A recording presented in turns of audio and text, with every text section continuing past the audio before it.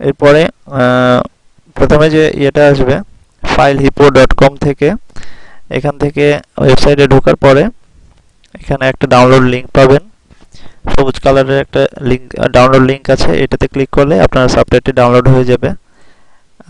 আমার অলরেডি সফটওয়্যারটা ডাউনলোড করা আছে, যার কারণে আমি ডাউনলোড করছি না।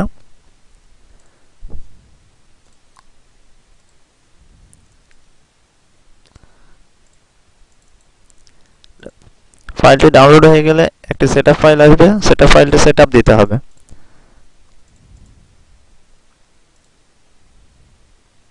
অ্যাজ ইউজুয়াল নিয়মে সেটআপ দিতে হবে, এটা বিশেষ কোনো প্রসিডিউর নাই, নর্মাল একটা সফটওয়্যার যেভাবে সেটআপ হয় ঠিক সেভাবেই।